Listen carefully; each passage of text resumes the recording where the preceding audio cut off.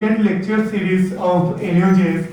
It is my dear privilege to extend a warm welcome to all present here today for this panel discussion on the theme of the legal dimensions of the special intensive revision. At the outset, I would like to express our sincere gratitude to our esteemed panelists for taking the time to join us today. We are truly honored to have your presence with us today, and they are some of the most distinguished fraternity members of these legal professions, whose experience and insights significantly enrich the academic environment at WBNUJS. The question of electoral integrity and the processes that sustain it at the very heart of the constitutional democracy are unquestioned today. The essay of electoral rolls, while administrative in form, raises important legal and constitutional questions, touching upon due process, institutional accountability, voter inclusion, and the balance between administrative efficiency and individual rights. Today's discussion is not intended as a political engagement, but as an academic inquiry into these legal dimensions. It is an opportunity for all of us as students of law to better understand how the structured process of SIR works and how it needs to get implemented in the real life. Before we proceed further, it is my honor to introduce our distinguished panelists and felicitate them. At the beginning, today we have with us Shri Dhiraj Trivedi, who is currently serving as the Deputy Solicitor General of India. We are greatly honored to have you, sir. I would like to invite Dr. Kumar, who is currently the officiating Vice Chancellor of NUJS, for felicitating him.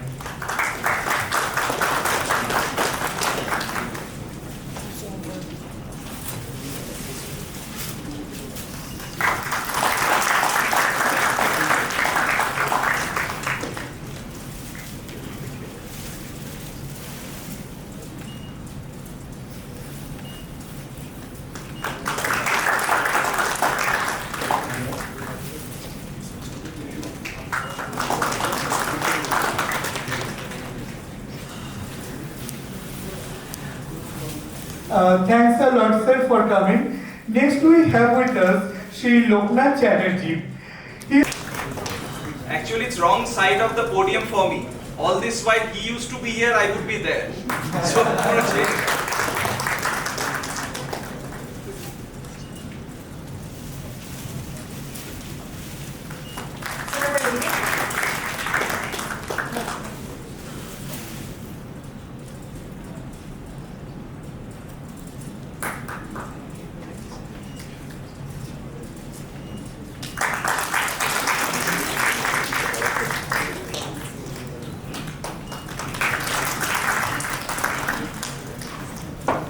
In litigation and public law practice. We earnestly request Dr. Chatterjee to come forward and felicitate him.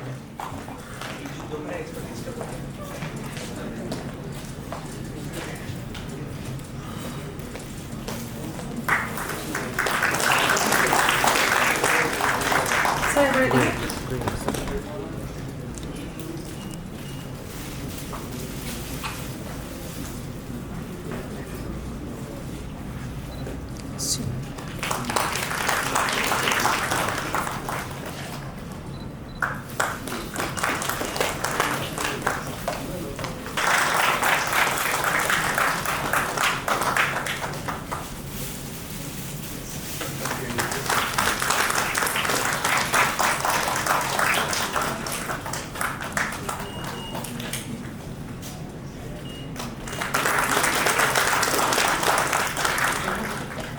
On legal dimensions of special intensive revision today. We want to especially thank all the four distinguished legal practitioners who have joined us: Shri Dhiraj Kumar Trivedi, Shri Lokenath Chatterjee, Shri Sabyasachi Chatterjee, and Shri Arka Kumar. First of all, we want to apologize for the delay in starting the program today. As you know, some of our guests had pressing engagements and they could not be here on time. Just two remarks before we go ahead with the panel discussion. Friends, it's a contemporary topic, and today's panel discussion will be limited to understanding the SIR exercise from constitutional governance, electoral integrity and democratic legitimacy perspective. We shall not be looking at it from a political angle. And just one more quick comment about the speaking order and time limits, please. First, the program today will be in 4 segments. The first segment will be of 40 minutes. Each speaker will speak for 10 minutes each. Then we shall have a question answer session for 15 minutes.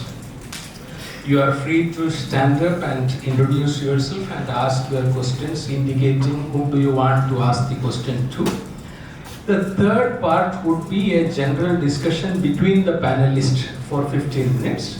And finally, we will have another 15 minutes of question answer session. Right? Just one personal anecdote to set in tone today's discussion. Myself, Chengappa sir, and Shamik sir were able to go to a program that was organized by the Election Commission of India 2 months ago. On the last day of the program, I had the privilege of meeting Shri Kumar ji, the Chief Election Commissioner of India. It was a rare privilege of talking to him for a few minutes. 2 things stand out in that discussion. One, the phrase he used was SIR is a historical exercise. The second thing he said was Article 324. These are 2 things that stand out from that discussion. I came back very happy to Calcutta because I was able to meet the Chief Election Commissioner of India. I called a journalist friend of mine in Kerala. I said I was able to meet Kumar ji, and I mentioned these 2 things to him. He's a very prominent journalist in Kerala. He said, it is not a historical exercise, it is taking us back to history of voter exclusion. And when I mentioned about Article 324, he said, did you not talk to him about Article 326? Friends, what I am trying to tell you by this anecdote is we have 2 very extreme positions on SIR. But we are looking forward to a very balanced, meaningful, intellectually enriching debate and discussion today. We are blessed with some of the best and brilliant minds in legal field with us today. So with these words, we shall continue with the session. I request Shri Dhiraj Kumar Trivedi ji to give his opening statements for the motion, please. Everybody, thank you for inviting me for this nice and burning issue of SIR all over the country. Before that, I pay my gratitude and greetings to all my panelists over here, my younger brother, Mr. Lokenath Chatterjee, Sabyasachi there, Arka, and all the faculty members of NUJS and the wonderful students here. The topic is very large, and you all have what I could understand from the letter which I received regarding my invitation, that it is a very comprehensive and topic where a lot of things are there to be said, and we being from the legal fraternity, when I started making notes on it, it went on to around 24 pages.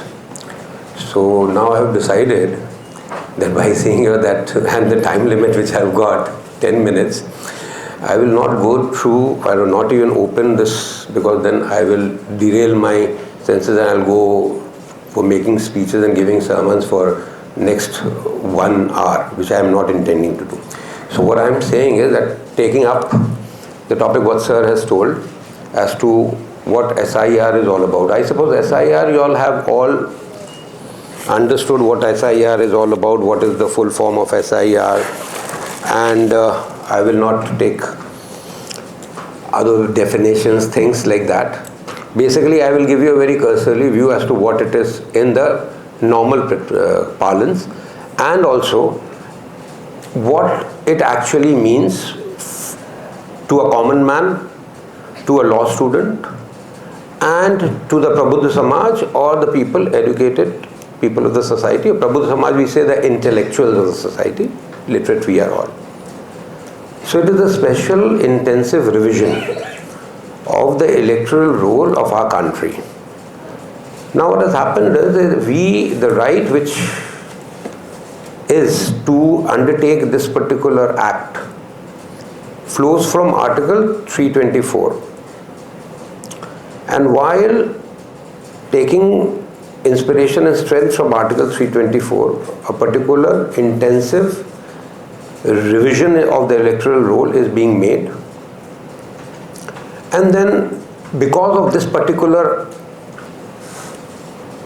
special intensive revision being done pan-India basis, there have been a lot of discussions, debates about it being right, about it being wrong, about rights being infringed, what are the safeguards for it, why now, why not before, so on and so forth. I am not going into that because time is limited. I will just cursorily say what it is all about.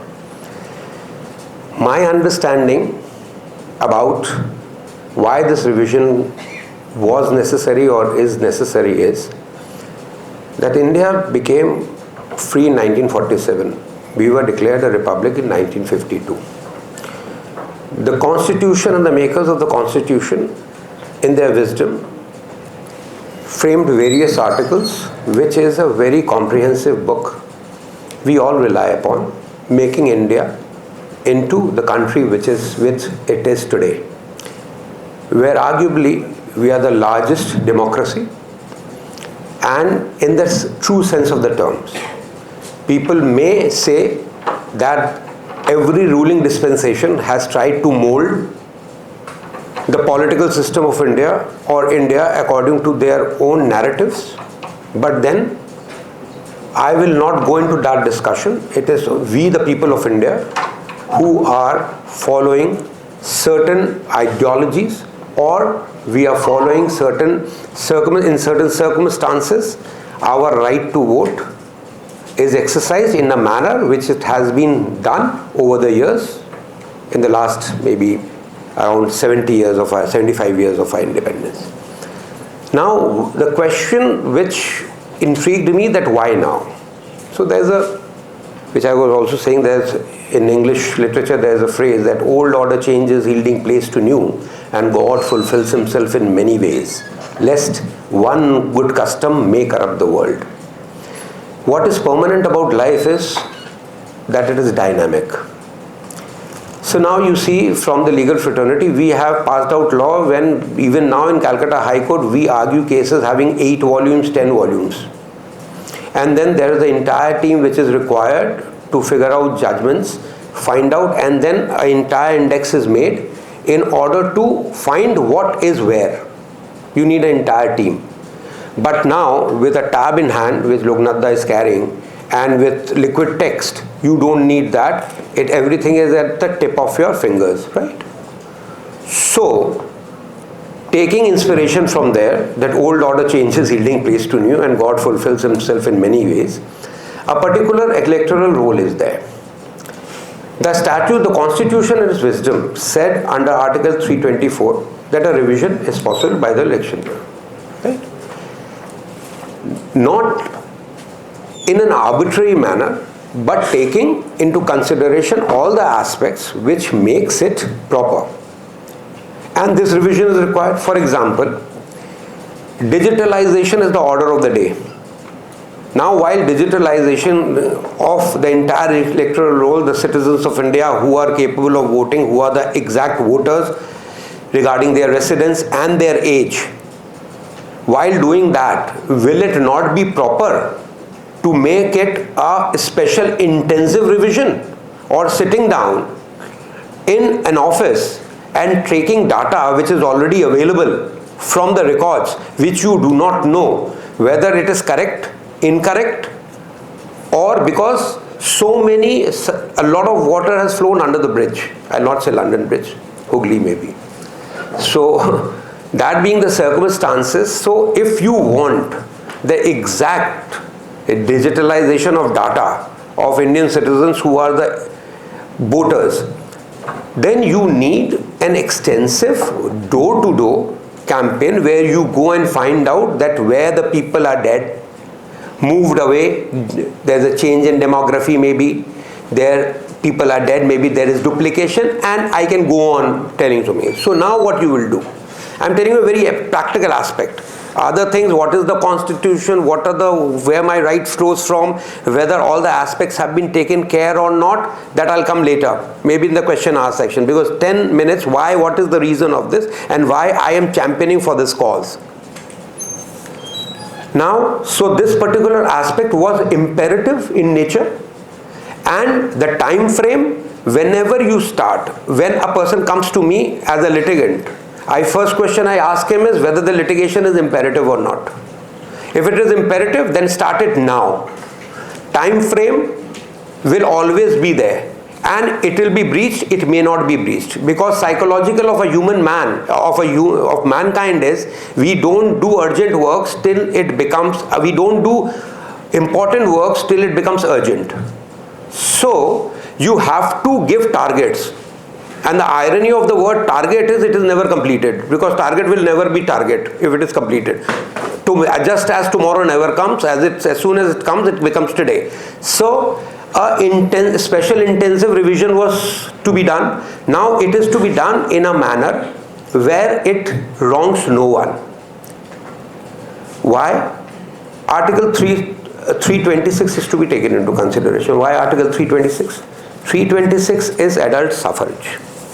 That voting has become a right which is imperative and which everybody should have, and nobody's name should be struck out just because of the reason that he is suspected to follow a particular dispensation, caste, creed, whatever. You can put any word for any reason under the sun. So if now, while taking inspiration from 324, if I'm undertaking an act and I'm taking all the measures where 326 is not violated, where lies the problem?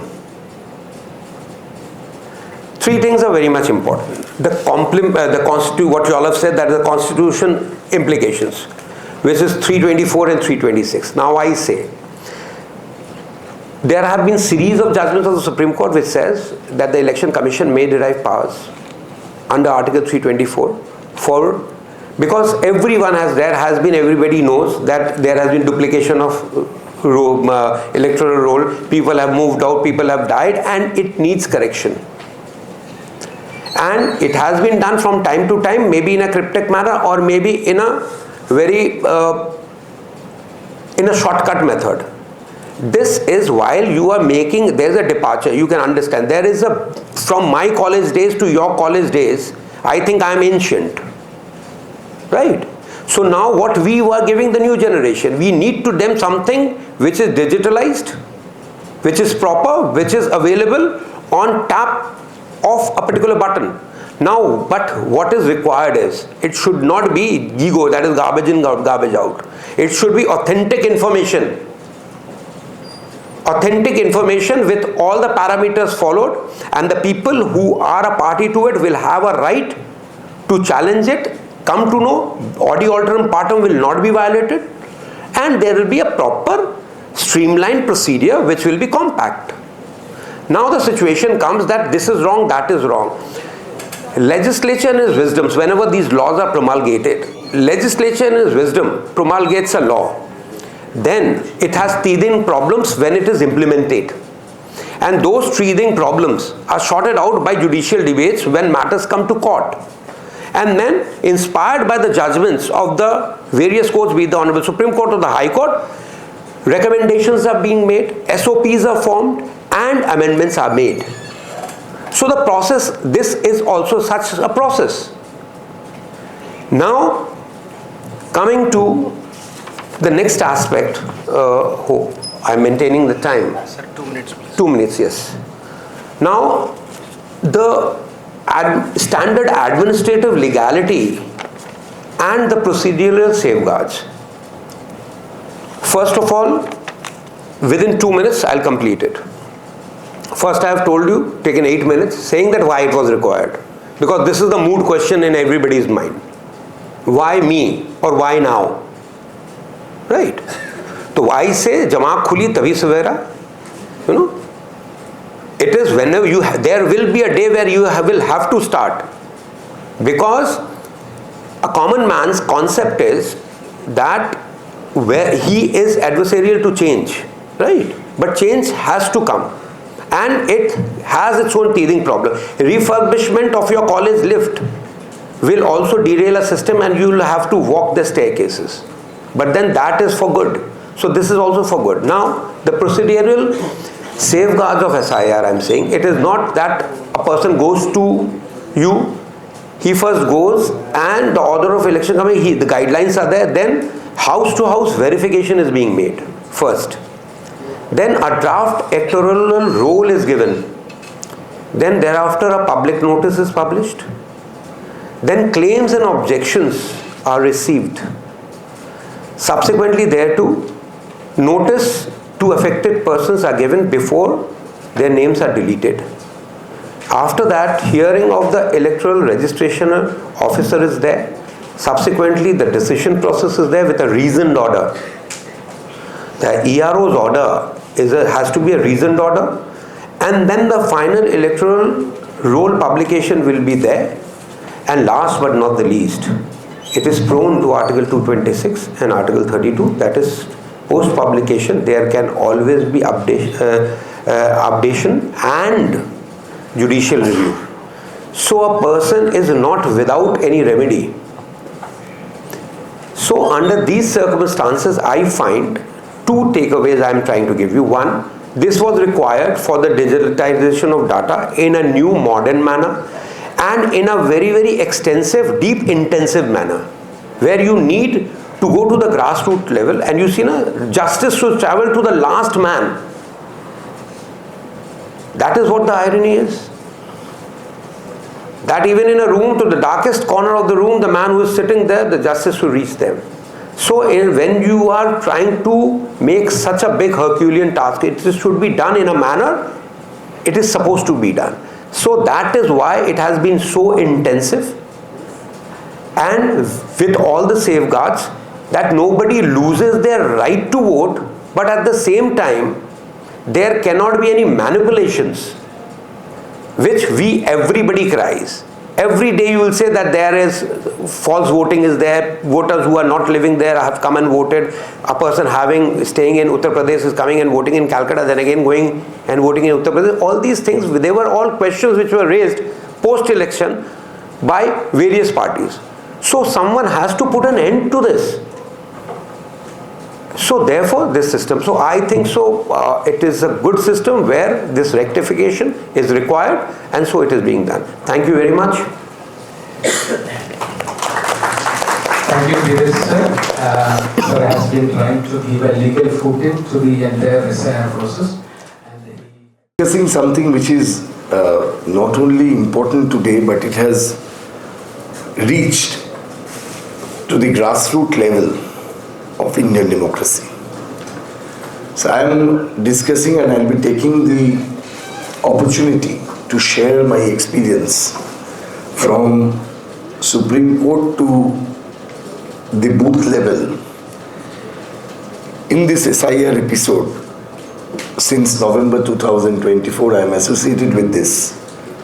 I represented one of the clients before the Supreme Court, as well as still today our juniors are engaged. I think probably many of the lawyers are engaged in filling up the appeals and filing the appeals. So what Mr. Trivedi started, that the conception of the common man, it should come from the common man first, That's why the India was created as a democratic republic. What was the freedom? What was the independence? What for we fought for 200 years? It was all for the universal adult franchise. That was the only difference we had. Dr. Ambedkar said that from the day when the Constitution came into force, we will enter into an arena of dialectics. And what will be that dialectics? In our political life, we'll have the equality in force. But practically, social life and economic life, there will be huge inequality. We need to overcome that. That was the constitutional object. Therefore, we should try to understand this constitution and the law related to election from the common man's point of view.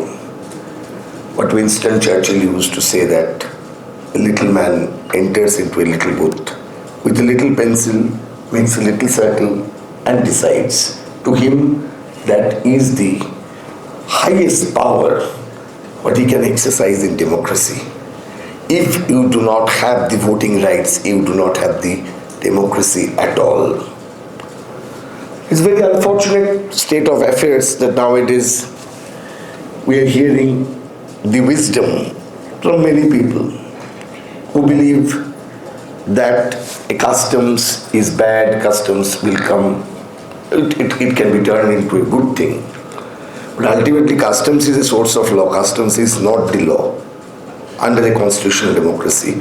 Under a constitutional democracy, it is the constitution which acts as the grand norm. We should not forget that. Now coming to this topic of SIR, let us understand what is it. This is nothing but a centralized attempt to revise our electoral roll.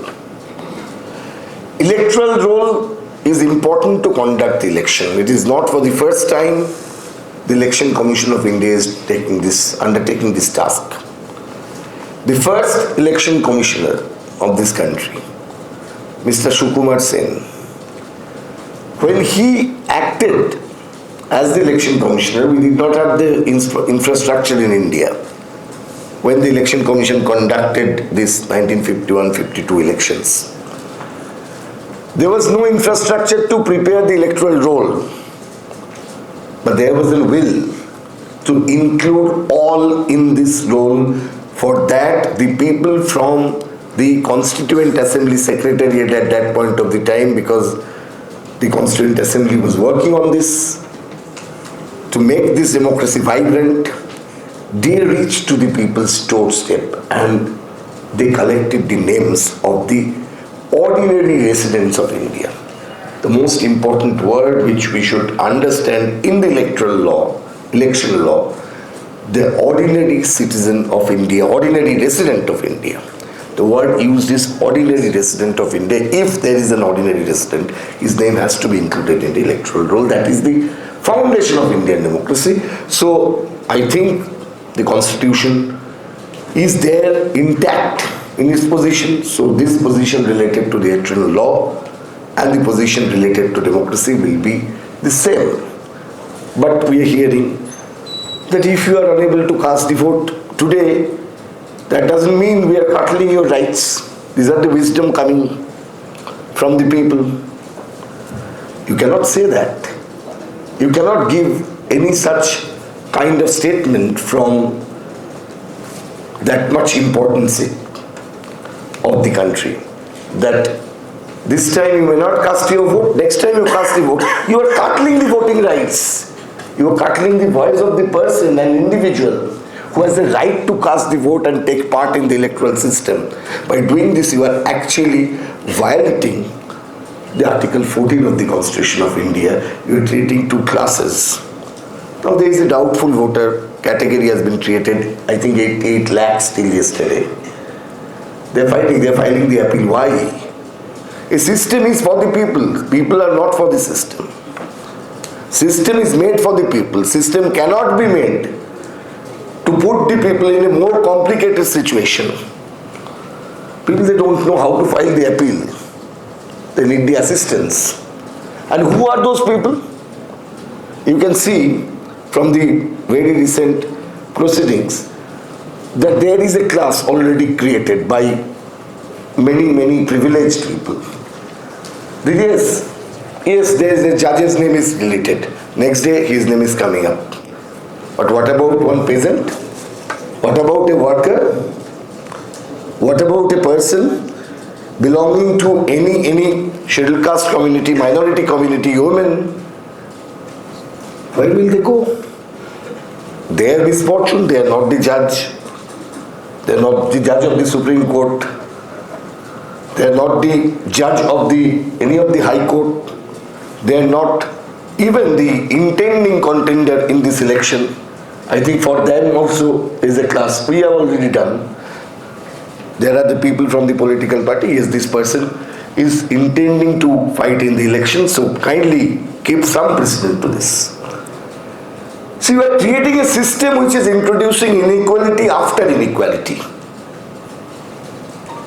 Is it a culture in a country which is governed by the constitutional democracy? Let us examine from the constitution itself. Sir was referring to Article 324 and Article 326. There is a beautiful correlation between these two. The Supreme Court said Article 324 as the reservoir of the power. What is the reservoir? You know that water tank on the rooftop. It's a reservoir of the power in the hand of the Election Commission of India to conduct free and fair election. But anything and everything in the name of free and fair election may not be permissible. That is also the law of the Supreme Court. In 1978 there was a case called Lal Babu Hussain. The Supreme Court said there is a 1995. Or 1978 is the Mohinder Singh Gill which will come. In Lal Babu Hussain, Supreme Court said, in a case where there is an occupied field, the Constitution has created a reservoir for the Election Commission, but there is already something called as Schedule 7 in the Constitution, which has created the specific bifurcation of the power. List 1, list 2, list 3. There are the power in the hand of the Parliament to make the law related to the election. So therefore it is an occupied field. Already Parliament, being the law-making body of this country, has exercised the power to fill up the occupied field. Already the field is occupied by law, and the law is made by the Parliament. What is that? It says that Election Commission can take any decision for free and fair election. Ministry of Home Affairs can take the decision in respect of the citizenship. You wanted to examine whether the proper citizen is there in the list or not. You want to examine whether a person's, as Mr. Trivedi was saying, his name is featuring in 2 states or 2 electoral rolls in 2 constituencies or not. You are trying to clear that.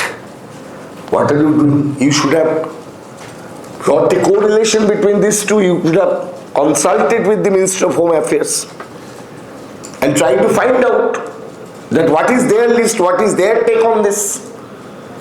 Instead of doing that, you yourself has undertaken this. You yourself has undertaken this huge work to do. Why? The reason is, what you could not have done directly, you had to do it indirectly, and therefore you have exercised your power to conduct free and fair election tolerably. Therefore it is violation of Article 14. The most important thing, what should be the approach of the election law? During the time of Mr. Sukumar Sen, it was inclusive in nature.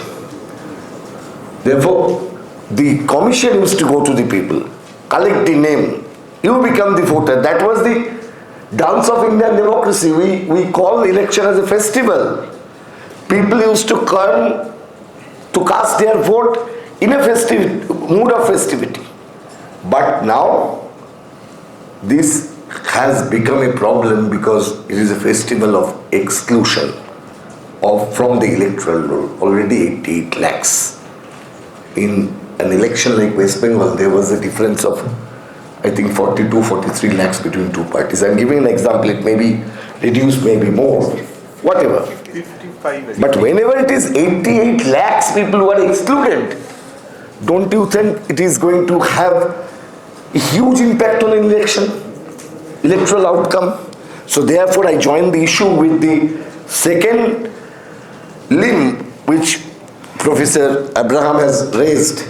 That is the thing which is known as the electoral integrity, the electoral outcome. So voting.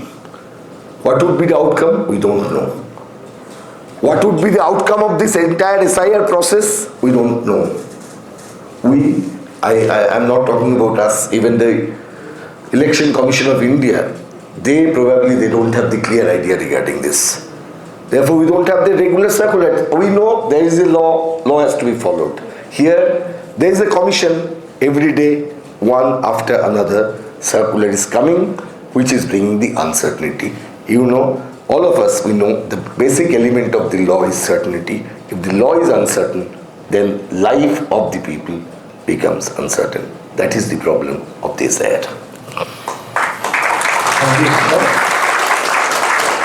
I think the concern he is raising is that many people would fall out of the electoral roll this time, not because they are ineligible, but because it is very difficult to navigate the bureaucratic hurdles. Right. Now we shall have the next speaker, Shri Lokenath Chatterjee. I invite you for your opening remarks, please. Really an honor and always glad to be back to my alma mater.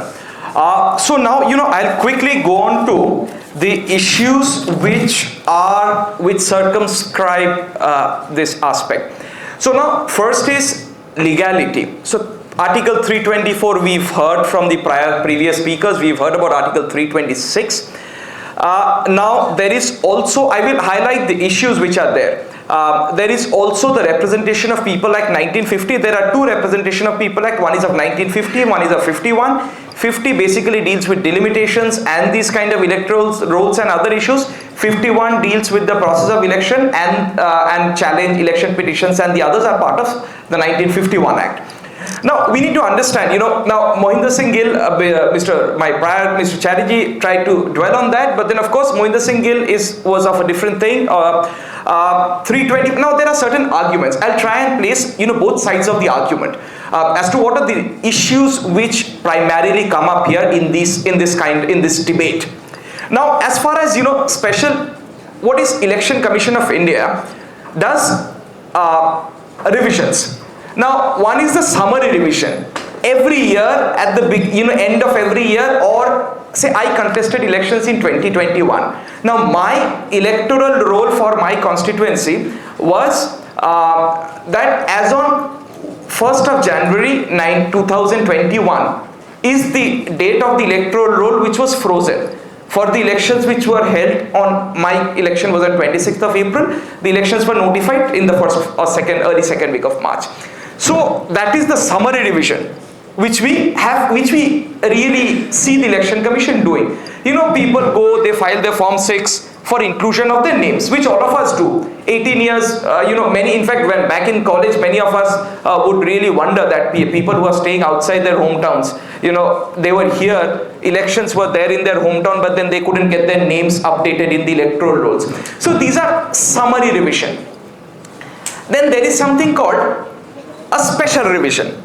Now, a special revision is a kind of an exercise, and there is something called an intensive revision, and there is something which is partly summary, partly intensive. So 4 types. Now what Election Commission is doing is, it has included summary and intensive together. So special, I'm not summary, intensive and special revision together. So this is not, strictly speaking, we will not find it in the statute. So it is a special intensive revision. Now this special intensive revision primarily for the purpose of, it is more of a door-to-door, house-to-house remuneration. Getting your names enrolled. In fact, booth level officers had come to my house also. So they checked the names and all of it, and then they asked us to submit certain documents, and we did it. Like all of us had to, there are these 2-3 steps. So Bengal has around 11 crore people, 11.5 crore people, and then voters would be somewhere around 7 crores or so. 6.5 crores now, a bit less than 6.44 CR, and then around 60 lakh names are under adjudication. So now they went to every home, knocked on every door, and went and checked people whether their names should have been there or not. Now the debate, now all of us know that it is not pure milk. There is some water mixed with the milk also. That was the problem with electoral rolls.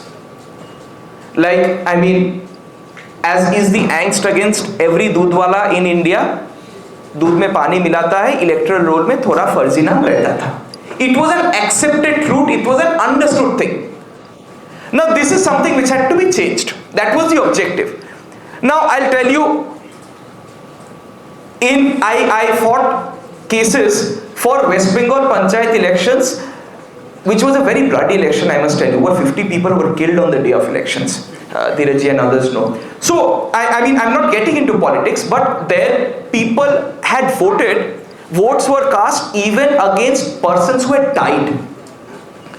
Now, we show a lot of interest in enumerating ourselves once we are 18 years old, or we want to have a voter card.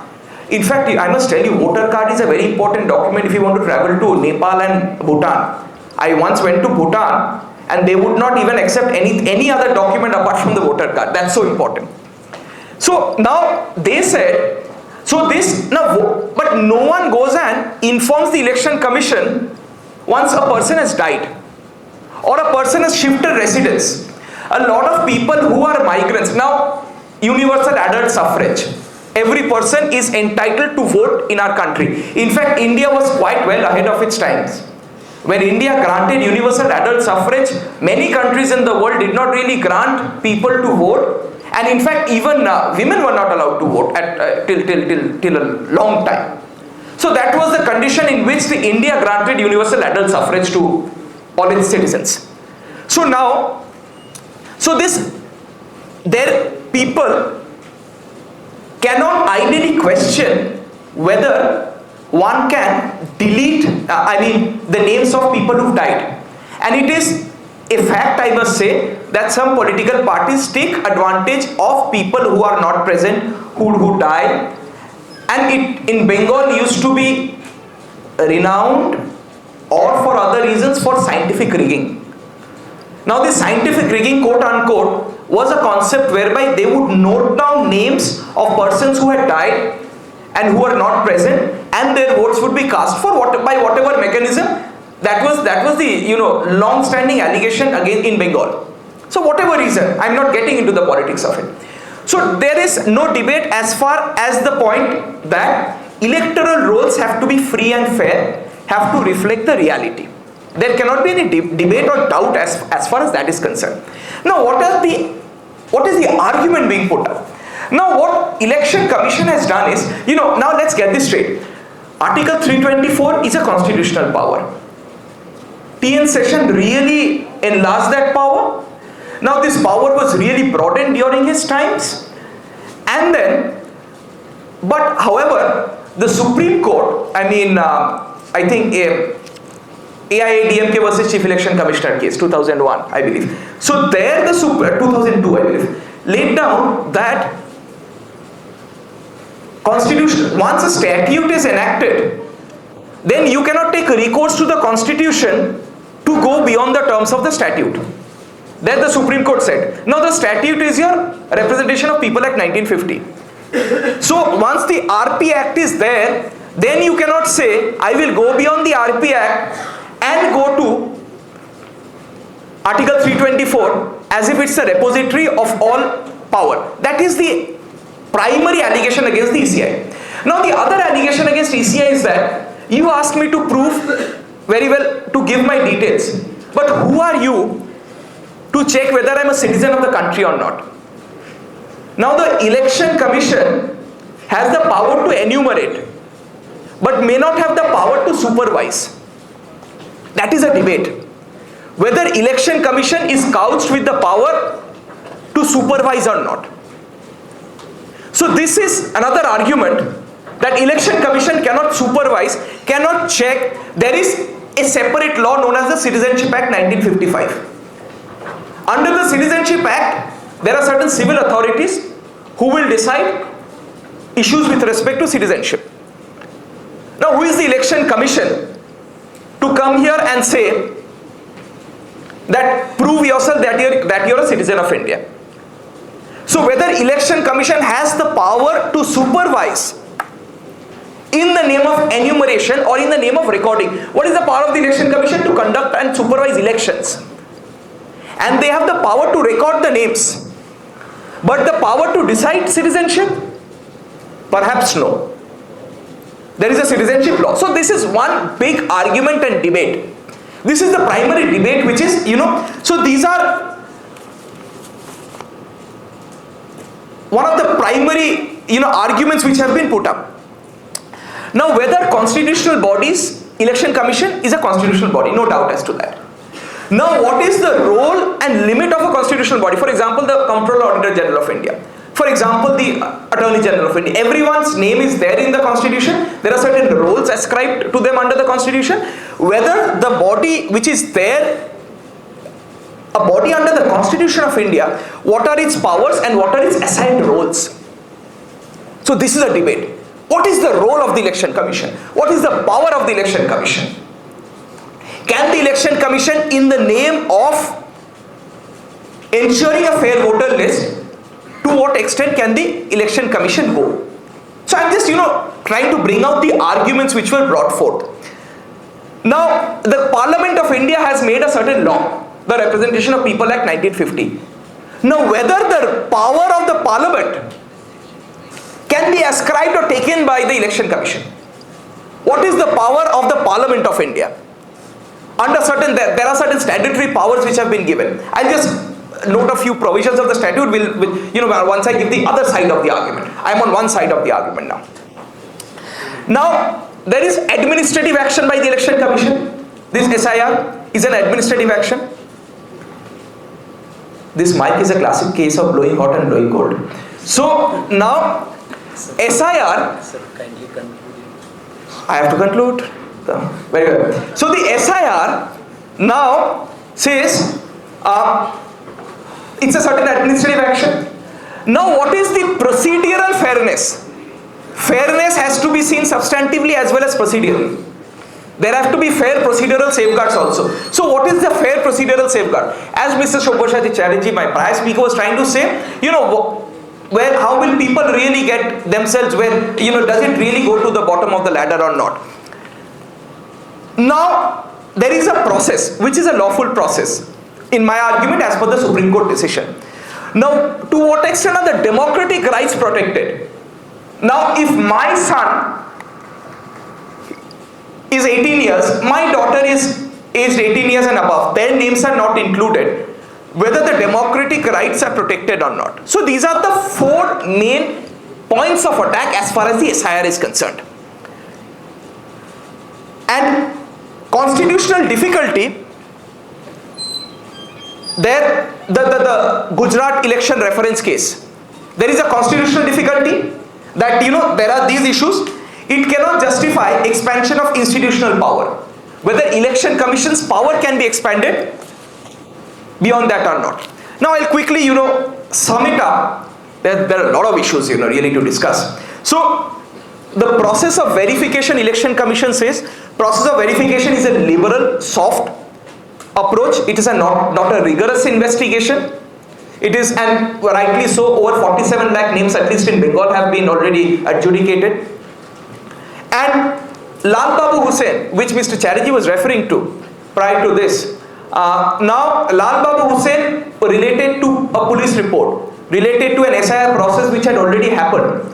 And Election Commission before the Honorable Supreme Court said that Lal Babu Hussain was a different case where it was a police report, police had investigated, police caused everything. So this is an Election Commission, it is not really a police, which is really, in many cases there are allegations of bias against the police authorities. So that's how Lal Babu Hussain was distinguished by the Election Commission before the Supreme Court of India. So now, to the issue of legality is the Supreme Court, if you would have paid attention to the hearings, the synopsis of the hearings with the Supreme Court has consistently said that election, that they will not come in the way of SIR being enforced, implemented in Bengal. They will try and improve or really point out the flaws and try and help expedite the process. In fact, I must tell you that we all are lawyers.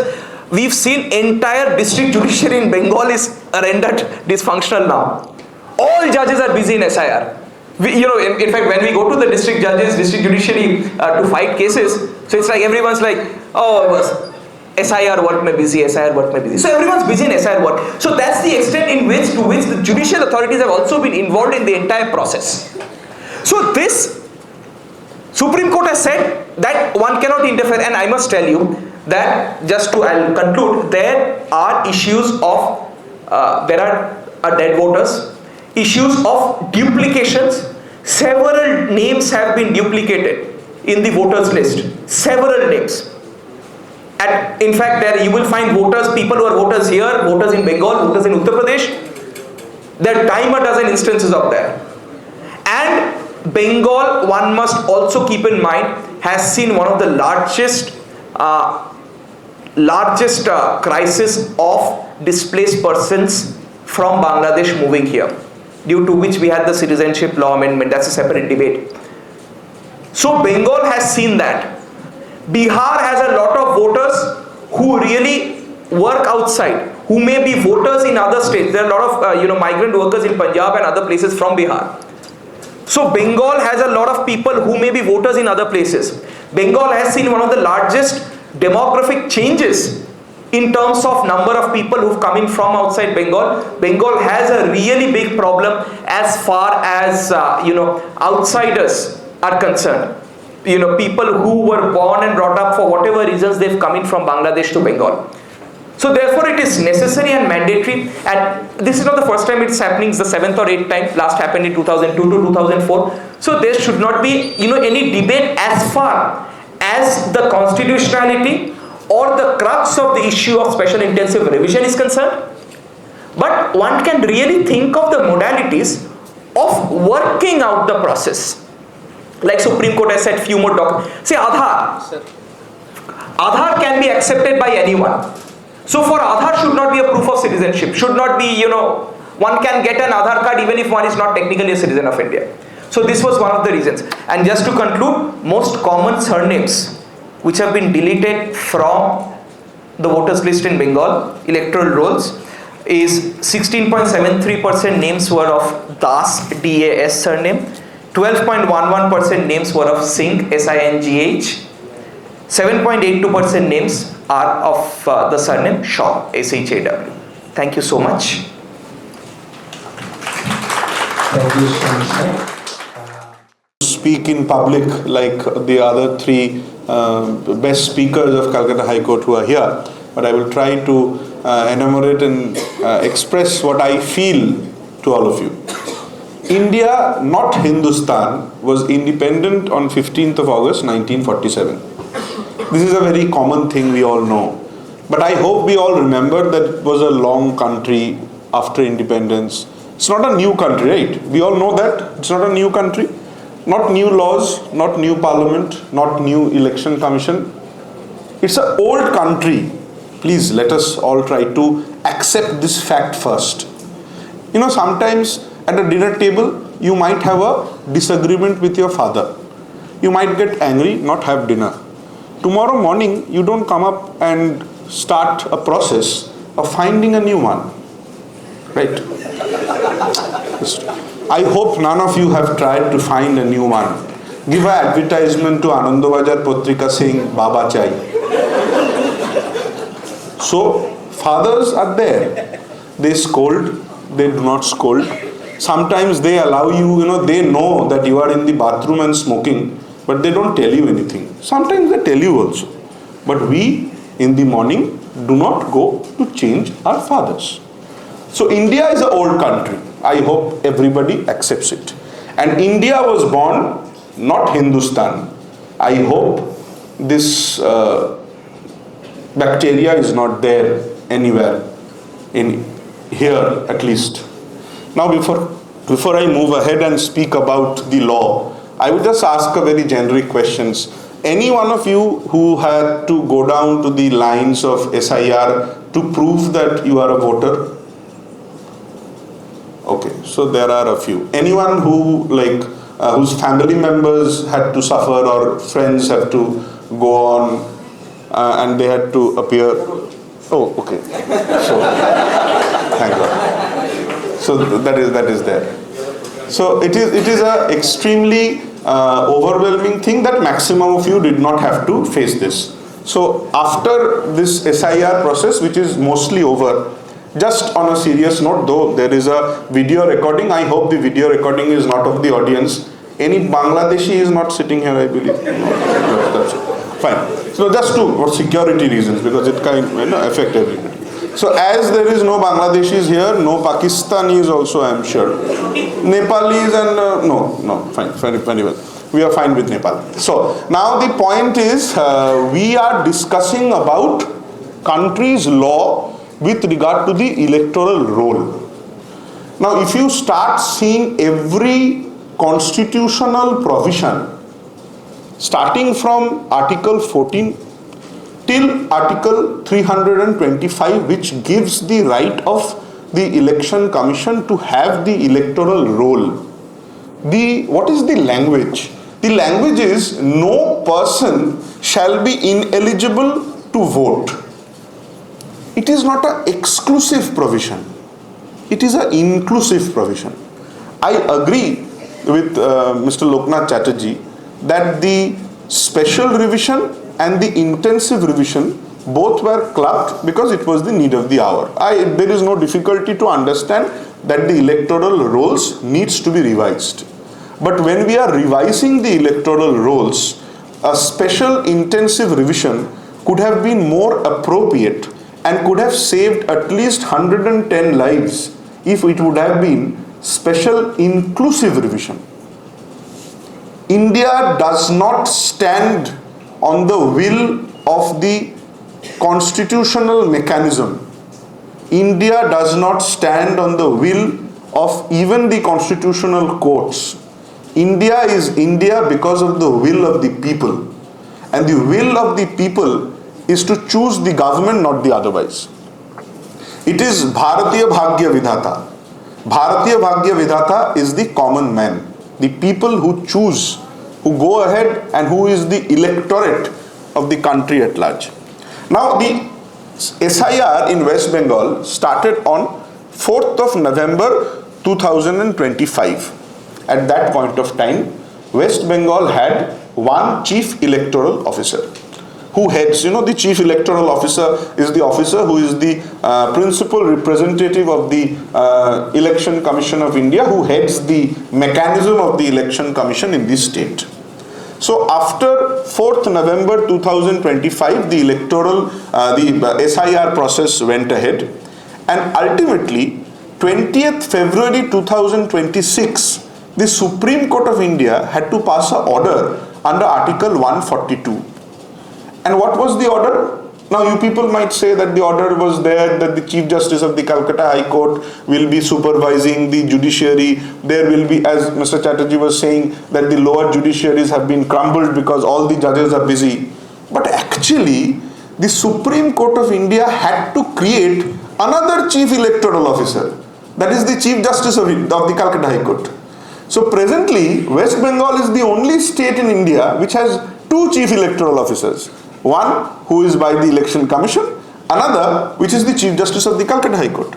He and the entire judiciary is busy in managing the mistrust and the distrust, I am not making up anything. This is in the 20th February order, where the court records that there is a distrust between the government and the election commission, for which a judicial interference was required.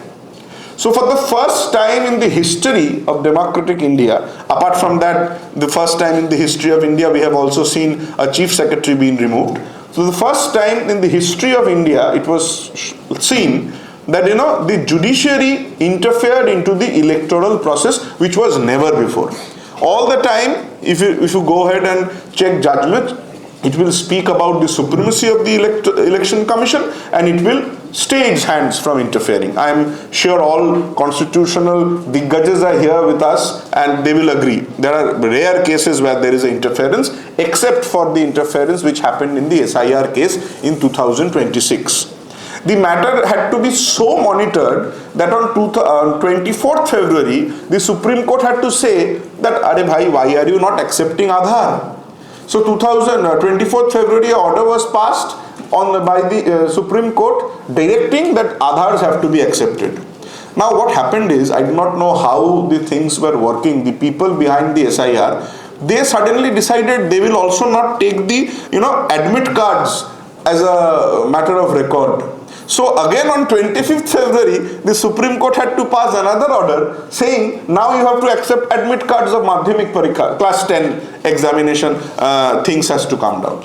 Now again on 10th of March, the Supreme Court had to decide, and Supreme Court had to pass an order saying, "Arey bhai, tribunal ka kya hua? You did not have the tribunals." So now the tribunals have to be set up, and the tribunals will not be set up as per your choice. The tribunal will be set up by the Supreme Chief Electoral Officer of West Bengal, the Chief Justice of Calcutta High Court. So Supreme Court, by saying distrust between the government and the ECI, actually expressed the distrust it had on the ECI. And one after the other, the Supreme Court started, managing each and every affair exactly like we all used to be managed when we were in class 4. We were not interested to do the homework and prefer Tom and Jerry. Nowadays maybe Doraemon or Shin-chan. That is a beautiful watch anyways. But when the mothers would come up and say that you will be allowed to see Shin-chan only after you have finished the homework, the Supreme Court said you are only allowed to finish SIR only after you have done all these stuffs. So this is the scenario of SIR. I am not saying that there is no requirement of a revision. Revision of electoral rolls for the people who are dead is absolutely required. No hide and seek to it. Revision of the electoral rolls for duplicacy of voters is absolutely required. I am sure all of you have seen a meme or a video where somebody is saying to the presiding officer that Mausi ji aayi thi kya vote dene? So when the electoral officer is saying yes, Mausi ji aake chali gayi, so he is saying that har waqt vote deke chali jati hai, ghar nahi aati hai. So that is there. That is there. But jokes apart, because of that meme, you cannot create a situation where people will commit suicide. Our people will think that we can be taken out of our country. India is not a country where there is a concept of muhajir. There is no muhajir in our country. Everyone is an included citizen, proud citizen of India. We do not accept muhajirs. We do not accept the concept of muhajir, because we have believed that whoever is here with us, whoever has chosen to come over and stay with us is our family. We do not treat them as our guests also. We treat them as our equals. The voting rights make them equal to us. I am not saying that people who are not Indians will have voting rights. But I am saying when you are trying to make a class out of a class, and you are trying to say that people of a particular community does not belong to India, you are actually spitting, looking at the sky. And we all know the famous dialogue of Manoj Bajpayee, "Asman ki taraf dekh ke agar thukoge to wo apne chehre pe hi giregi." So the fact is extremely clear and pinpointing. You cannot be in a situation where people of India will feel threatened. Threatening is not democracy.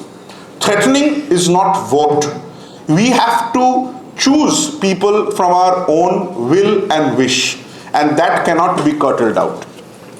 Now, another point which needs to be brought to a notice, I believe, I have already spoken about 325. What about census? 2000, just one more minute and I will finish it. 2011, we had a census.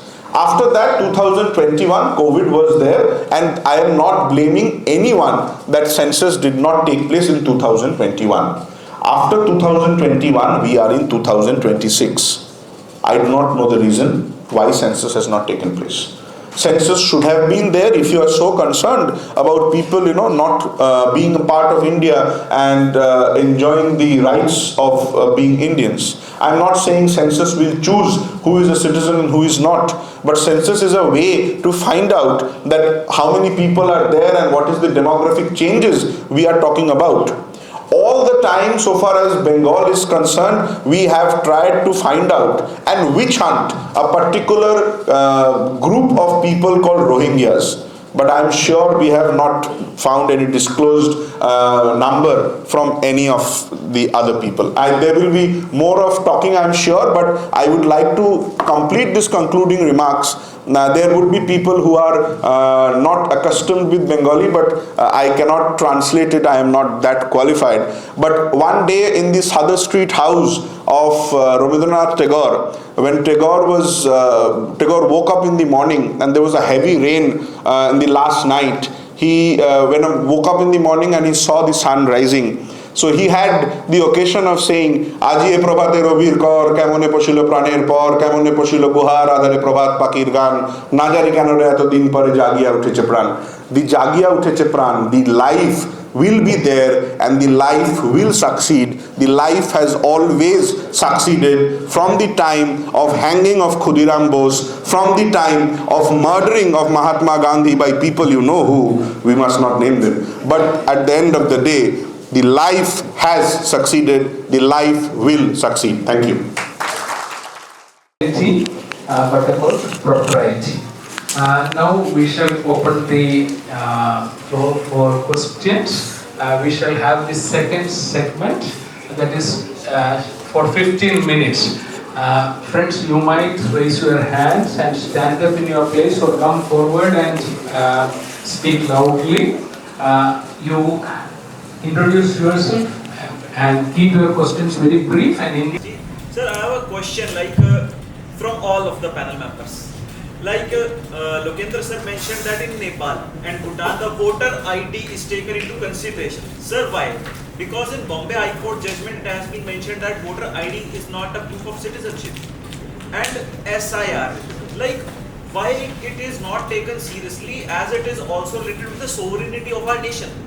As we know, South Asia is very unstable apart from India. Thank you. No, see, as far as your question is concerned, I agree with you that that has to be given a lot of credence. And also, see, Bhutan and Nepal issue is not with respect to primarily they don't check for citizenship, but somehow that's a very important document. And without your voter's ID card, you just cannot enter Bhutan. In fact, while entering Bhutan, you will find shops which will pull out your voter ID cards and get them printed. So that's the thing. So, as far as South Asia is concerned, yes, that has also led to, South Asia has seen a lot of very interesting mass movements of people, including a lot of IDPs and a lot of migrations. It has seen, 1/6 of humanity, which has really, borders have been redrawn, refaced, and in fact, family members, some of them here, some of them on the other side of the fence. So that's a reality in Bengal. And if we have to look at it, in fact, India has really come from 2010. If you want to have a look at the citizenship amendment, one has to really look back from 2010 and the amendments which were brought since then. So, if one has to see this exercise also in light of the citizenship amendment laws and, the mass migrations of people and the forced migration, whatever had to happen for whatever reasons that was there. So, I believe, yes, you are right, it should be given a lot of importance and credence. And so that is why you feel that, the Supreme Court has also very strictly put its foot down. In fact, all the problem of SIR is only with respect to Bengal. I don't know why. But Supreme Court has also remarked that in so many other states where the SIR exercise being completed, and in fact Bihar had some more voters than Bengal. So, and it was completed smoothly without so many problems, and in fact the Chief Minister of the state did not go and argue before the Supreme Court despite having kept a counsel. So, but Bengal, as Bengal is, we have to accept it.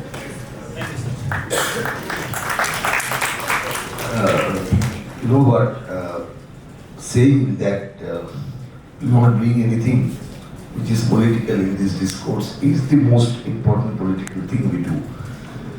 And SIR is a political topic, let us accept it and let us now open the floor for this because of the fact, why SIR is so much problematic in Bengal. That is not because of the politics of Bengal, but the way it has been projected, the way the optics have been attempted to be created, like, there will be war, so we'll fight it. No SIR, no SIR, no SIR. No SIR is done. 8 lakhs deleted. Supreme Court is saying, इस बार नहीं होगा तो बात करें.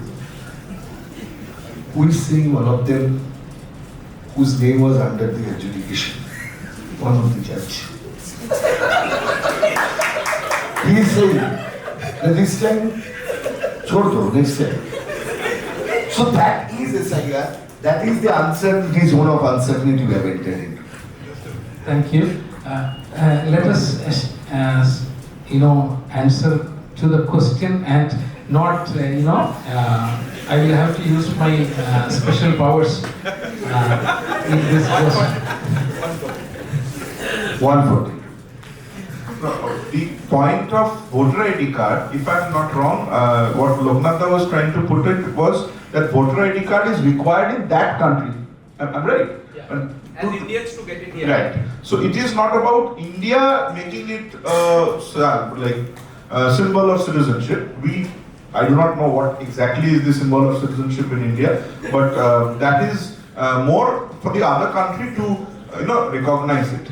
And so far as the problem of SIR implementation is Bengal is concerned, the reason is first what Lokenath said is absolutely right. Bengal is Bengal, Bengal will not bow down very easily. You cannot make Bengalis understand, like nobody could make Khudiram understand why he threw a bomb. But he stands, whenever you try to enter the High Court, he will stand there in front of you, keeping his head high, letting every advocate remember that whenever you are entering the temple of justice, keep your head held high. So, I'm audible to you over there. So, I'm a master's student, and sir, I have a very specific question for you, sir. So, sir, as we are seeing that the judges are performing the SIR process, as they are involved within it, and my question is, sir, without the official notification from the Electoral Commission of India, how the judges are performing this, and are they acting it as an administrative officers or as an honorable judges? That's my question.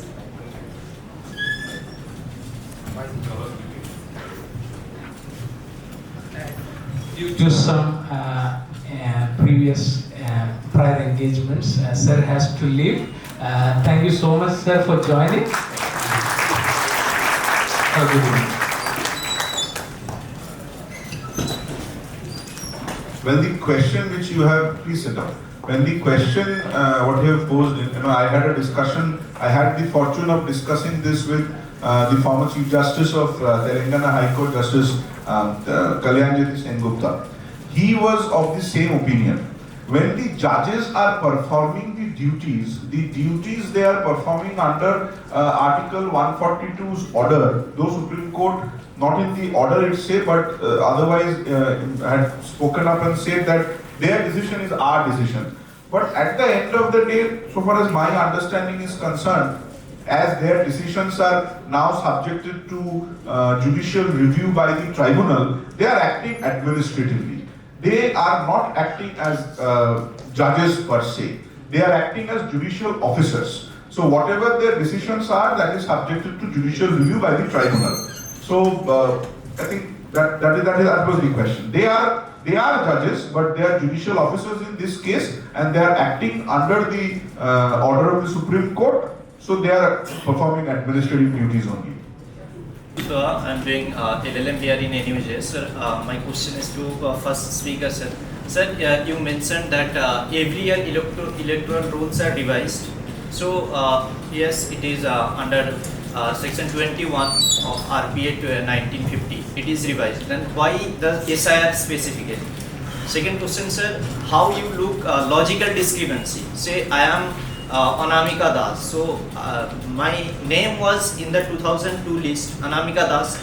After marriage, my name I have added with pride my husband's name. Say Anamika Das Banerjee. So how my name is made under adjudication later deleted? How you look into it? And so third question, you mentioned duplication of voter. So one voter is voting in West Bengal and again voting in any other state. So don't you think, sir, after this SIR also, they can also vote in West Bengal and then again vote in Bihar or UP or somewhere else? Don't you think that there should be any other mechanism to deal with this duplication? Thank you. I hope I understood your question, and I'll try to the best of my answer it to the best of my ability. Now you have to first understand what is special intensive revision. Now telling you certain facts. Special intensive revision prior to this has been done 8 times, starting from 1951 to 2004. But for the last 21 years, there has been no SIR. Right? So at the very first instance, I said digitalization has come, and you have to go to each and every person in order to understand and get the authentic details. Now the second question, which is very important you are saying, is that what was the reason for that? One is frequent migration. In this 21 years, there must have been voter registration is they move from one place to another. They are not there. Which rightly, hilariously, humorously said by Arka, that Dadi aati hai, vote deke chali jati, humse nahi milti, right? Then removal of people who are dead and gone. Dadi factor, and wrongful inclusion of foreigners. That is also one of the reasons where in porous bordering states, this thing happens, right? So for the last 21 years, there is a lot of geopolitical change, right? So under those circumstances, special, what Lokenath said, special intensive revision was required. Because what you are saying is, now coming to your question, Das after marriage has become Trivedi, for example. So if I go to that person, if I do it mechanically, sitting in by just taking data, census, so many things, I cannot understand that what is the reason. It's a double-edged sword. If I go to that gentle lady and understand that why there is a discrepancy, then she has got the audition to tell me that this has happened. So her name will not be deleted. So I do not find any other system, because try to appreciate it's very easy to blame a particular system. What is the alternate to it? What is the alternative to it? Is there so many speakers and questions are coming? Tell me an alternative to it. You have to bring this after 21 years, you have to go to each and every person, otherwise there will be discrepancies. Nobody is saying that there is no frequent migration. Nobody is saying that voter registration is not being done from 1 and 2 places. Now after this, your question is that after this, if anybody votes, he will not be able to vote. After this, he cannot vote. Because now you have seen LPG things. KYC if you give. In Indian, you will not get gas cylinders from Bharat Gas. This is what we are doing. So this is possible only in this digital era, which can be duplicated in the era of paper and pen, because AI has not now come, right? Okay. So therefore, because of this digitalized data, which can be prone to AI's supervision, This was required, and when this is required, it should be intensive and special too. So therefore, we had no other way. So when these things come, there is no other way but to trust and obey. Rule of law is to trust and obey. Argumentative Indian, yes we are. Okay, lodai chahiye, lodai kore baaste chahiye. The slogan is still going on. The people, the ruling party is now the ruling, opposition is now the ruling dispensation. Now also they are fighting. Against whom?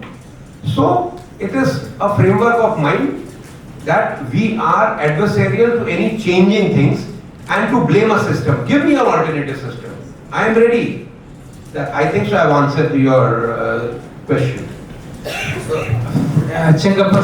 Yes, Safra sir. I have one comment, one question. The comment is the way the entire things operated, it was disbelief. Like we have a systems where we don't believe our own voter ID card. The people who have voter ID card who was already mapped in 2002, even their names are there in discrepancy. My both parents' names are there who voted for 40 years. We disbelieve everything ourselves. So like we once disbelieve in ourselves, we disbelieve our natural intelligence, we believe artificial intelligence. So that's the joke which the entire election commission has done this time. Second thing is, there's a comment, but the way they operate. The traditional concept was that if someone is a voter, the general presumption is they are Indians. If someone claims they are not Indian, burden of proof on them to prove that they are not Indian. What we did, blindly someone submitted Form 7 and we deleted. Many times, when you look at the statistics in one assembly constituency, Bhawanipur, there were only 20% Muslim voters. Deletion is 50% Muslim voters. The statistic shows that the implementation is not uniform, implementation is targeted. So when some distrust comes, and which comes from the statistics, there is an idea that we are not uniformly implementing the system. That's the disaster they have done. Why it is in Bengal? I don't think the way the AI has been used in logical discrepancies, it has been used earlier. Because I can see many of us, I submitted the form, every family member submitted the form. When the list came, our names were there. Then suddenly, when they say logical discrepancy, I see my father and mother's names are in adjudications. Their names are added just yesterday night. I was tense. So this all, when we believe not ourselves, but we believe in the artificial things, this disaster happened, which are happening today, which make Bengal different from others. And particularly when you see the statistics shows that what particular groups are more targeted, it shows it's not neutrally implemented. That's one general comment. My question is, we have seen Abdul Rahim case. Supreme Court decided that he is Indian citizens. The guy died in the detention center in Assam. There are 3 other cases, many cases happened. Suppose for argument's sake tomorrow, someone who is a voter, their names are deleted. So we have a constituency where one political party lost by say 20,000 votes, 40,000 votes are deleted. Tomorrow those 40,000 votes will be added after 5-6 months, but vote will be over. Now this number, because of the deletion some political party win, who will fix the accountability for election commissions? All those officials who are responsible for deleting the name. What is the accountability of the officer who are responsible for arresting Rahim, who died in the detention center in Assam? So we give impunity. So earlier we say there was a dead person keep vote. So what I normally jokingly say, that earlier some people used to do theft, it's a chori. Now they are doing dacoity with impunity, because you cannot prosecute them, you cannot take any action. What accountability mechanisms we have fixed for the election commission? Now can judiciary supplant the election commission? I don't think the judiciary is the right system. So how we can fix accountability for the officials who are responsible for deletion of the genuine voters? Sir, Lokenath sir, would you like to answer? Now, as far as Sarfraz sir's first comment is concerned, I will not really comment on that. Second, as far as sir's logical discrepancy point is concerned, in fact, that's a reality. If the surname, say my surname is Chatterjee, I spell it as J-E-E. If my father would have written it as Chatterjee, that would have fallen under logical discrepancy. But just to answer Sarfraz's point on that, so moment documents are submitted, by and large it is seen that Election Commission has accepted it. By and large, that's my personal experience has been. I mean, yet the entire data is yet to be published. But by and large, I have seen in cases of logical discrepancies where surnames do not match or the spellings of the surnames do not match, in that case, then they are generally accepting. But of course, it's a harassment, I must say. One has to stand in queues and then submit documents. It's a problem at times. But then mostly, in most cases, we've seen that it has been accepted. That's there. But as far as Sir's question is concerned, that who will fix accountability, and Sir made in the middle of his question, Sir made a point that judiciary supplanting the Election Commission. If I may be permitted to disagree on that and say judiciary supporting the Election Commission, that may be my way of looking at things. The judiciary may be trying to put its best foot forward, and in fact what Mr. Nag has said, that in fact even the district judiciary officers, when they are really doing this work, they are more as administrative officials and less as judicial officials. So that's the slight difference which is there. But judiciary is helping, and as far as Sir's concern is concerned, sir, I mean, we've read that by April 7 they've given a deadline to finish everything. Now 47.2 lakh names have already been completed. A large number of names still are left. They are making a target of 7th of April, and then they've given separate districts have been allotted to retired High Court judges. In fact, former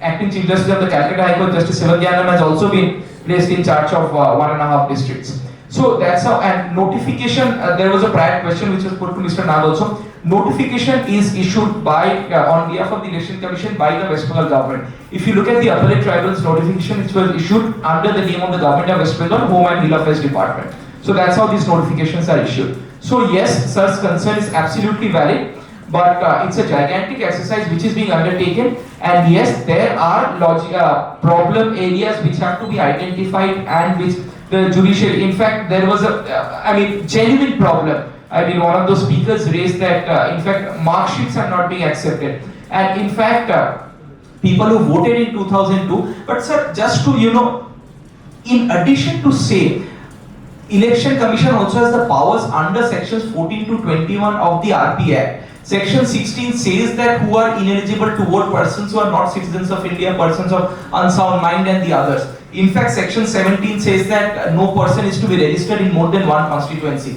So these problems are there, and there is a gigantic exercise being undertaken by the Election Commission of India in a very short period of time to some extent, which Mr. Nag also highlighted, the problems of certain officials who've committed suicide, which many issues are coming up in the exercise execution stage. And of course, this, as far as the grand exercise is concerned or the legality of the exercise is concerned, I believe constitutional debates, we've gone into it. But as far as these problems are concerned, these can be highlighted, and perhaps as far as that date is concerned, I believe 7th April, subject to correction, whether that can be, because we cannot have, tomorrow if someone, logically, someone goes and files a case, my name is under adjudication, I want to fight the case and file my nomination.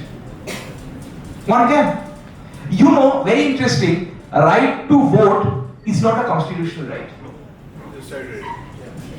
So right to vote comes is you people who are facing incarceration, they cannot vote. Incarceration as in who've been convicted.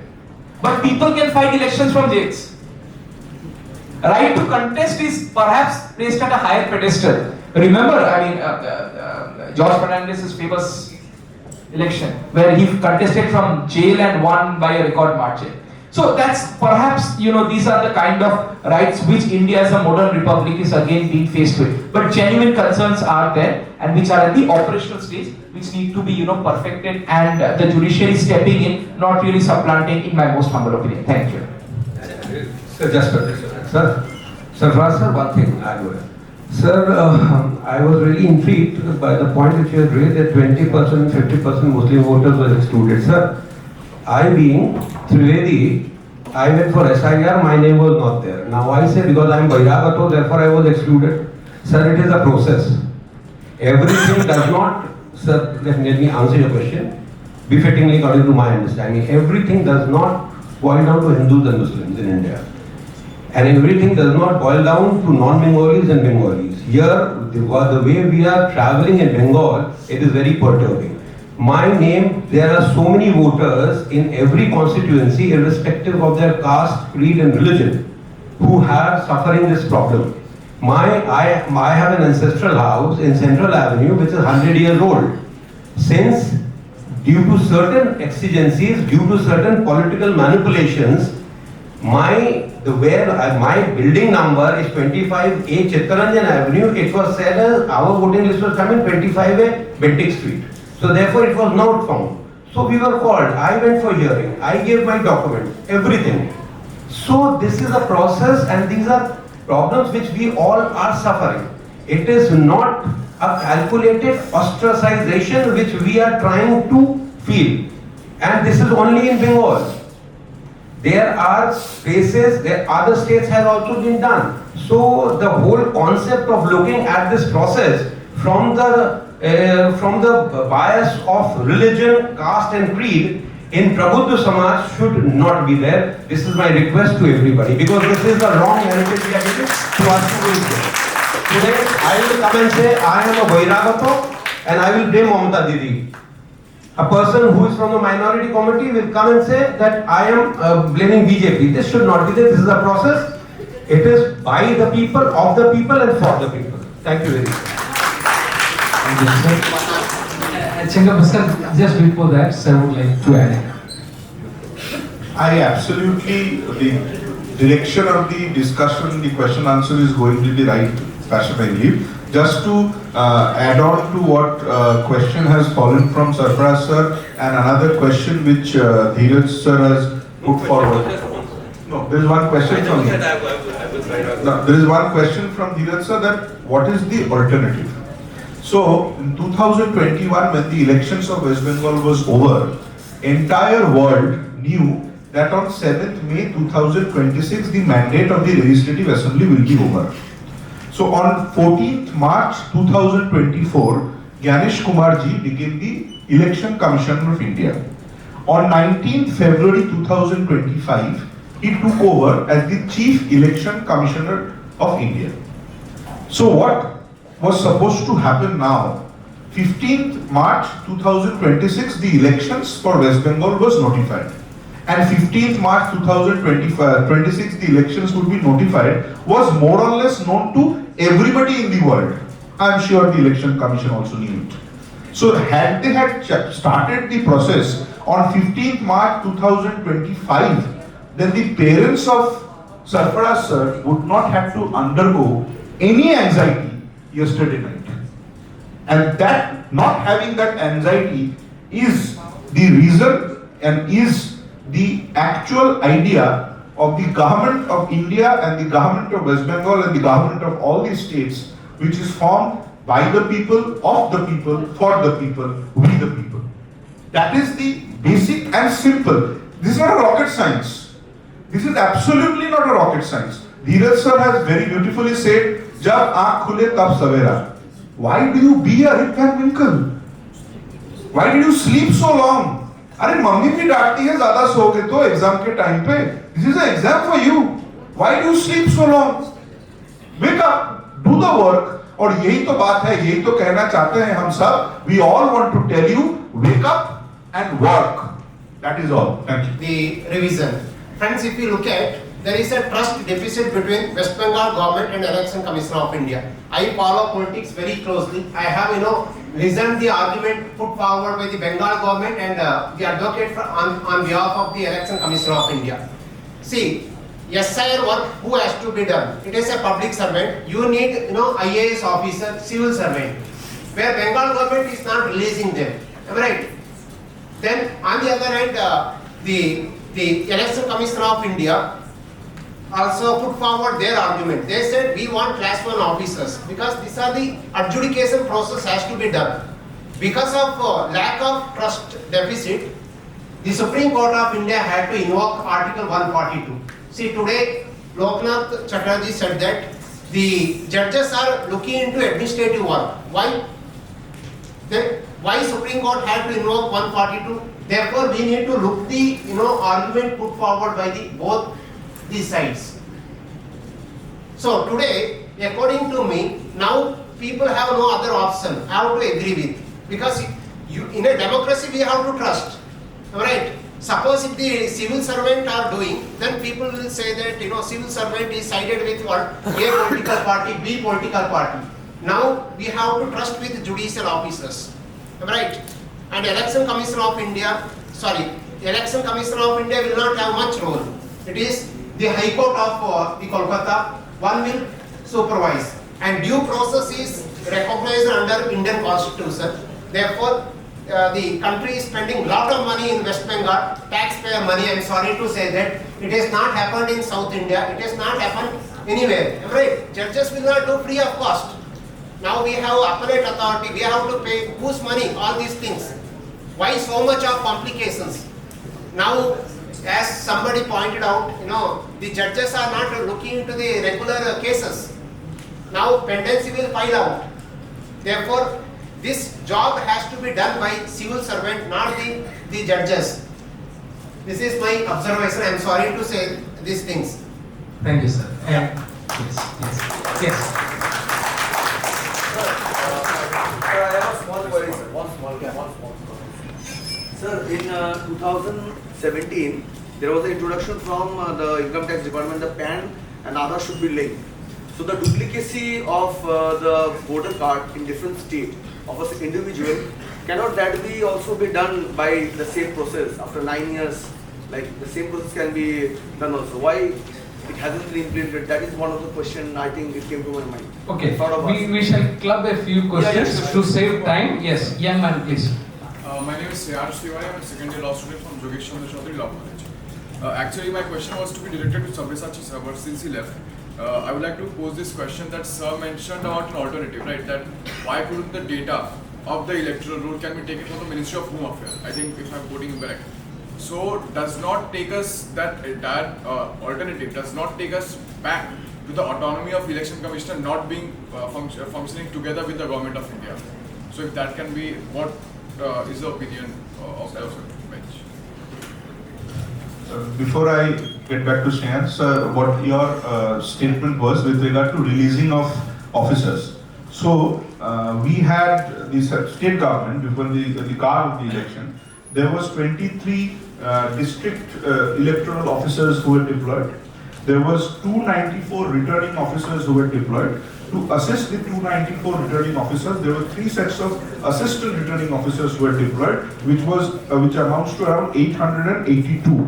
There were 1 set of expenditure assistants deployed, which is again 294, and 80,738 booth level officers were deployed so that the SIR process could be done. I am sure the government of West Bengal has many other people, and it was sad that the government of West Bengal did not give everybody away, because if I'm not wrong, even NUJS is a state level statutory university, so the government could have also sent in requisition and all the classes would have gone buzzing like the college from where Shreyansh comes from. That college is now closed because the government has taken it over to keep arms and ammunition.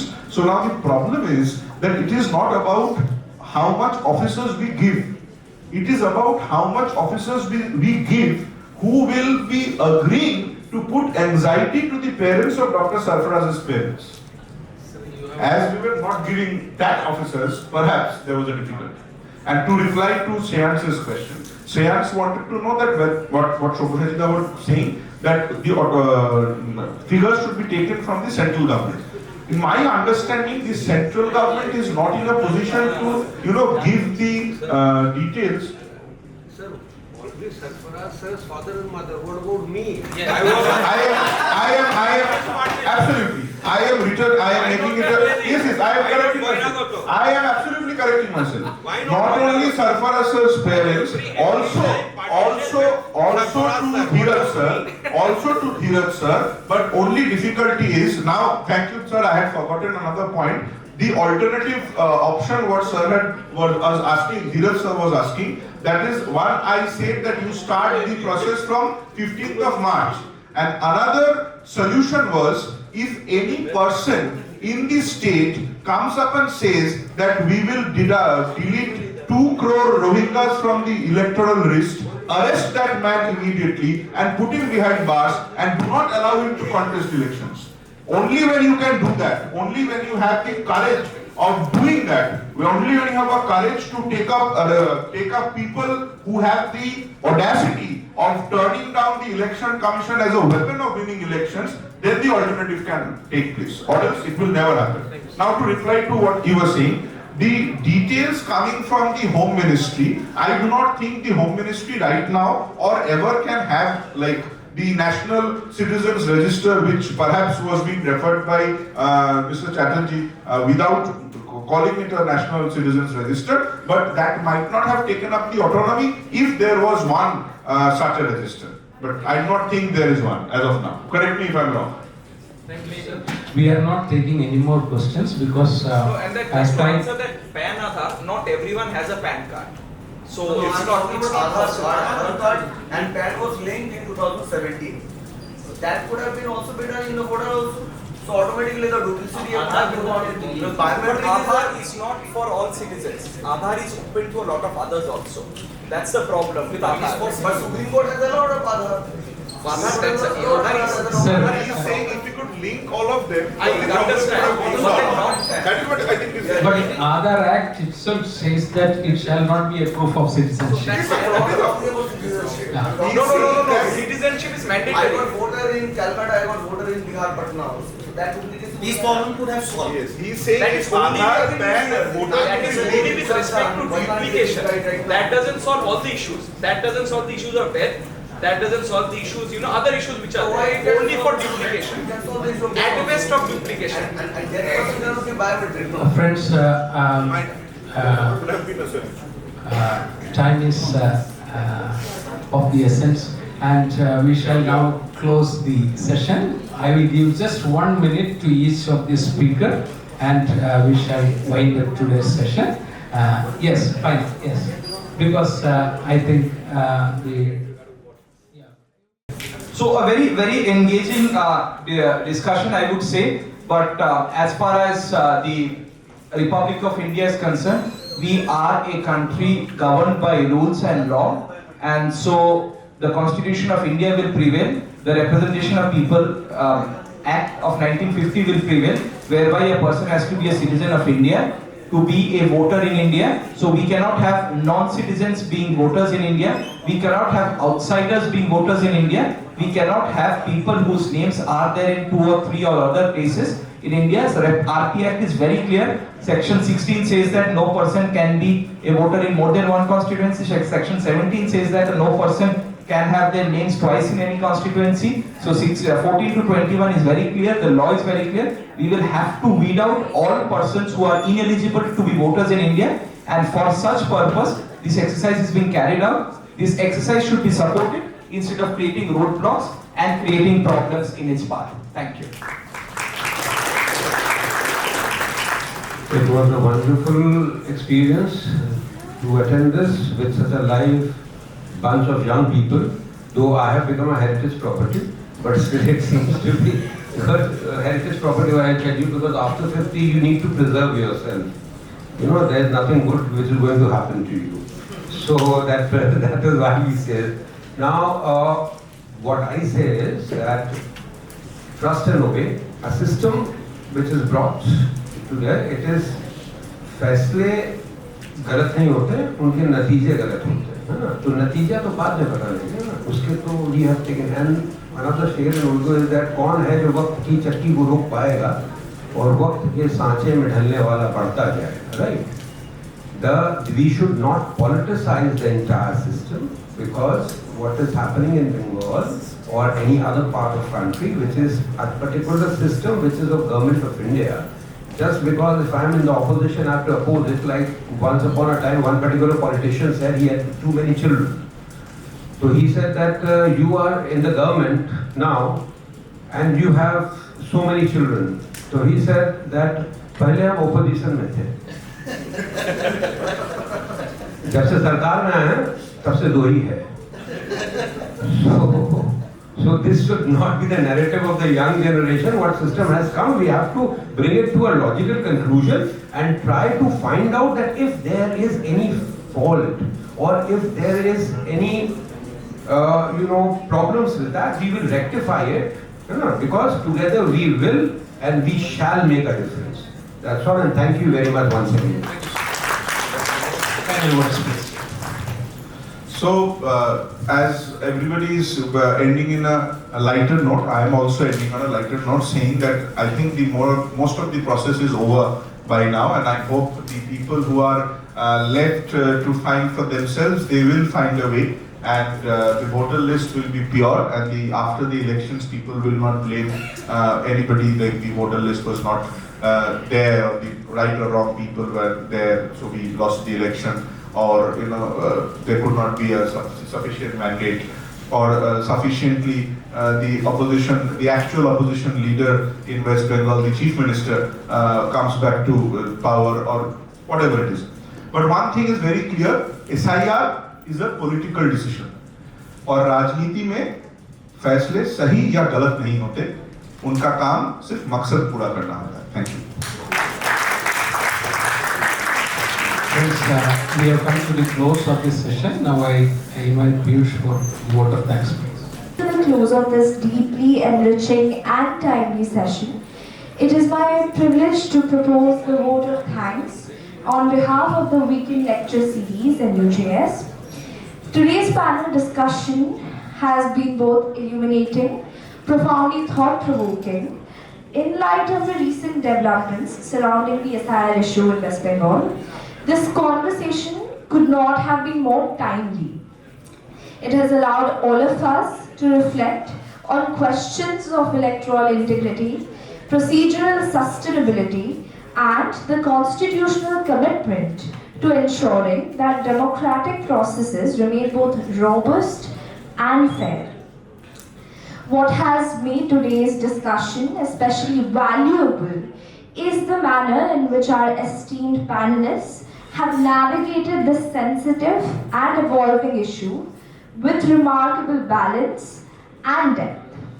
Rather than approaching this issue in a one-dimensional manner, they have thoughtfully engaged with both the sides of the coin, enabling us to think more critically, more deeply, and more insightfully. They have placed us at the root of the legal dimensions of the issues and its political implications, particularly in relation to enduring democratic nature of universal adult suffrage, a right that lies at the heart of representative governance. At the outset, for this deeply enriching conversation, I'd like to thank our distinguished panelists, Shri Dhiraj Kumar Trivedi, Deputy Solicitor General of India. Can we give a huge round of applause? Then we next have Shri Arka Kumar, Junior Government Advocate, State of West Bengal. Shri Lokenath Chatterjee, Advocate, Calcutta High Court. And Shri Sabyasachi Chatterjee, Senior Counsel, Government of India. Thank you, sirs, for so generously sharing your time, expertise, and insights with us, your engagement with such a sensitive issue, and the care with which you have unpacked the legal, social, and political significance of the issue has truly made this session invaluable. Also, I would like to extend our deepest gratitude to the entire university administration for their constant encouragement and support of academic spaces such as these. A very special note of thanks to Honorable Vice Chancellor Sir, Registrar Sir, Arup Sir, our officiating Vice Chancellor Sir, Anirban Sir. Thank you for your support and guidance. Also, our sincere thanks to our moderator today, Sam Sir, for steering today's discussion with such clarity, poise, and thoughtfulness. A conversation this complex requires a moderator who can anchor and elevate the dialogue, and we could not have asked for someone better than Sam Sir. I would also like to acknowledge and thank esteemed professors present with us today. Sarfaraz sir and Chengappa sir. Your presence adds immense value and encouragement to the student-led academic initiatives. A very special thanks to Rangeen and Chishman, our seniors, for the effort they have taken in reaching out and coordinating with the panelists. Also, my heartfelt appreciation goes out to all the members of Weekend Lecture Series, without whose efforts today's session would not have been possible. And of course, to all the participants, students, faculty members, and attendees, thank you so much for joining us and for being such an engaged audience. A discussion of this nature derives its true meaning from the curiosity and attentiveness that today's attendees have shown. On behalf of the Weekend Lecture Series, I extend my sincerest thanks to everyone who made this evening possible. Thank you all once again.